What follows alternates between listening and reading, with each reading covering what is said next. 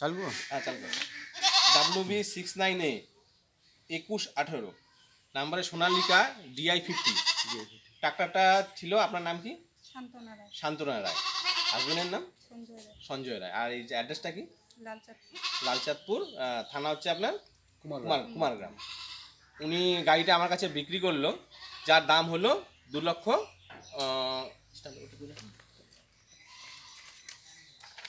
যার দাম হলো 2,60,000 টাকা। 2,60,000-এর মধ্যে 1,50,000 টাকা লোন আছে, সেই লোনটা আমি আজকে ক্লোজ করে দিব। আপনার মহিন্দ্রা ফাইন্যান্সের লোন আছে, 1,50,000 আমি লোন ক্লোজ করব। আর 1,10,000 টাকা আপনি ক্যাশ পাচ্ছেন, তাই তো? তার মধ্যে 1,10,000 যেহেতু আপনার আরসিটা এখনও দেন না, মানে গাড়ি ব্লু বুকটা ওনার কাছে নাই, শোরুমে টাকা বাকি আছে 77,000 টাকা, শুধু ব্লু বুকটা দিতে পারলো না। উনি ব্লু বুকটা শোরুম থেকে যেভাবে হোক উঠিয়ে দিবেন। আর বাই চান্স যদি না উঠাতে পারে, তাহলে উনি থানায় জিডি করে হারিয়ে গেছে সেই প্রসেসে একটা করে ব্লু বুকটা উনি বার করে দিতে হবে আপনার, ঠিক আছে?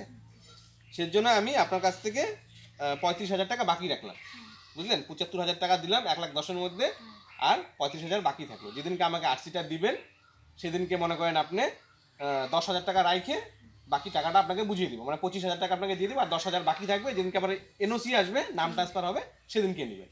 আর যদি না হয় একবারে ডাইরেক্ট নাম ট্রান্সফার দিন, বাকি 35,000 টাকা আপনি বুঝে নেবেন, ঠিক আছে? আর ট্রলির একটা ছিলই না, ওই ট্রলিটা আমি নিলাম, সেই ট্রলিটার দাম আমি 40,000 টাকা আপনাকে দিলাম, ঠিক আছে? তাহলে আজকে 75,000, আর ট্রলি হচ্ছে 40,000। কিন্তু ট্রলির প্রথমে ভালো ট্রলির টায়ার ছিল, টায়ারটা খারাপ হওয়ার জন্য ডিসটা ফাটা দেখে 1,000 টাকা আমি কম দিলাম, 39,000 দিলাম। ওইটা আমরা চা পান খাওয়ার জন্য, আমরা সবাই মিলে আছি, ওরা চা পান খাওয়ার জন্য 1,000 টাকা কম দিলাম, ঠিক আছে? এখানে আমাদের পঞ্চায়েত দাও আছে, দাদার নাম মিহির, টাইটেল কি? বর্মন। মিহির বর্মন। দাদাকে একটা ছবি দিল, পঞ্চায়েত দেওয়া আছে, না, না, ইনিও আমি এখন সাক্ষী হিসাবে দাদাও থাকলো, যাতে কোনো অসুবিধা না হয়, ঠিক আছে? অসুবিধা নেই তো বৌদি? এই যে আপনার টাকা, এনার টাকা আমি 1,15,000 টাকা আজকে বুঝিয়ে দিলাম, 75,000 আর টলির 40,000। তার মধ্যে যে 1,000 টাকা আমি, এই 1,000 টাকা আমরা নিলাম হচ্ছে টলির ডিসটা খারাপ হয়েছিল, ঠিক আছে?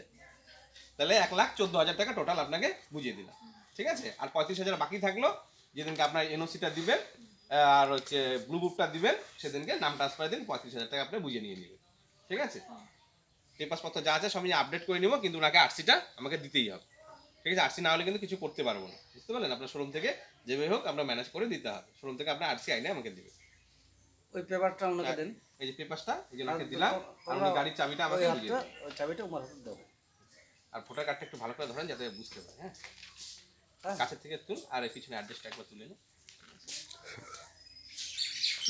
আপনার টাকা বুঝে পারলেন তো আপনি? টাকা ঘুরে নিয়েছে 1,14,000 টাকা টোটাল উনি আজকে পেল, ঠিক আছে? সজ্ঞানে গাড়ি দিলেন তো, কারো প্ররোচনা দিলেন না তো? আচ্ছা ঠিক আছে, উনি সজ্ঞানে গাড়িটা আমাকে আজকে গাড়ির চাবি আমার হাতে উঠিয়ে দিলেন, আর লোনটা যা আছে লোনটা আমি ক্লোজ করে নিব আজকে।